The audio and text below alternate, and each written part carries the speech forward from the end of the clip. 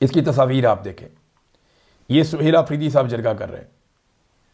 इनमें बहुत बड़ी तादाद में वादिया तीरा के मुतासरीन मौजूद हैं और जरगे में जो कबायली अमायदीन है वो भी मौजूद हैं। नौजवानों की बड़ी तादाद भी जरगा सुनने के लिए आई है। अब इस जरगे का और अस्करी जरगे का फ़र्क आप देख लें तो आपको पता चल जाएगा कि बयानिया किसके साथ है, अवाम किसके नैरेटिव को सपोर्ट कर रही है।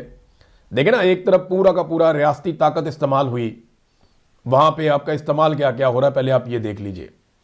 सबसे पहले वहाँ पे पाकिस्तान का सारा मीडिया इस्तेमाल हो रहा है, रियासत की ताकत इस्तेमाल हो रही है, मिलिट्री एस्टेब्लिशमेंट की ताकत इस्तेमाल हो रही है। वो अपने सारे वसाइल इसके अंदर झोंक रहे हैं, बेशुमार पैसा इस्तेमाल कर रहे हैं और इतना सा जरगा। और दूसरी तरफ कुछ भी इस्तेमाल नहीं हुआ, उन्होंने सिर्फ आवाज़ दी कि हम जरगा बुला रहे हैं और उसके बाद आप देखें वहाँ कुर्सियाँ लगा दी और लोग खड़े हुए भी हैं। वो अगर सुनना चाहते हैं, ये समझने के लिए काफ़ी है कि लोग इस वक्त चाहते क्या हैं और लोग किस नैरेटिव के साथ खड़े हैं। सुहेल आफरीदी ने कहा कि हमने पहले इनको बताया था, यानी मिलिट्री एस्टेब्लिशमेंट को, इदारों को पहले खबरदार किया था।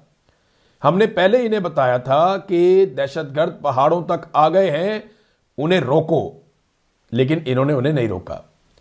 फिर हमने बताया कि अब वो पहाड़ों से नीचे आ रहे हैं, इन्हें रोको, लेकिन इन्होंने फिर भी नहीं रोका।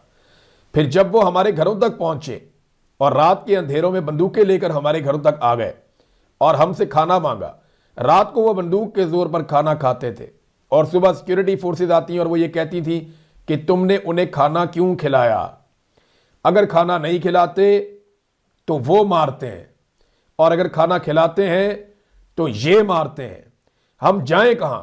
यहां पर खाना खिलाने वाला सवाल नहीं है।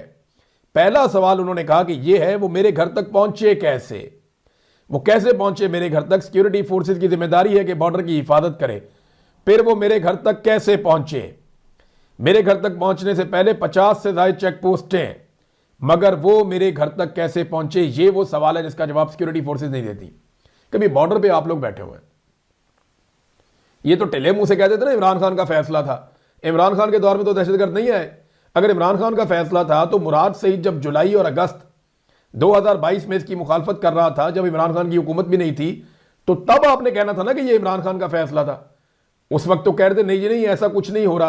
पीपल्स पार्टी भी डिनाइल में थी, PMLN भी डिनाइल में थी, फजल रहमान साहब ANP सारे ही डिनाइल में थे, कोई बात ही नहीं सुन रहा। नहीं ऐसा हो ही कुछ नहीं रहा, तरदीदें आ रही थी। और जब दहशतगर्द आ गए तो अब कह रहे हैं जनाब इनके खिलाफ ऑपरेशन करना है, अब हमने वहां पे लड़ाई करनी है। तो पहले इस बात का तो जवाब दो कि इन्हें लाकर बसाया क्यों। देखें, बॉर्डर के ऊपर इक्का दुक्का बंदा क्रॉस करना कोई बहुत बड़ी बात नहीं है। बहुत सारे गांव ऐसे हैं कि यहां पे भी लोग रहते हैं, वहां पे भी रहते हैं, वो आपस में मिलते रहते हैं, उनकी रजिस्ट्रेशन, उनके नंबर वगैरह है। लेकिन ये नहीं हो सकता कि आप इतने बड़े पैमाने पर मुसल्ला अफराद को, ये गाड़ियों के बगैर तो नहीं आए, इनको फाटक खोल खोल के क्रॉस करवाया गया है ना।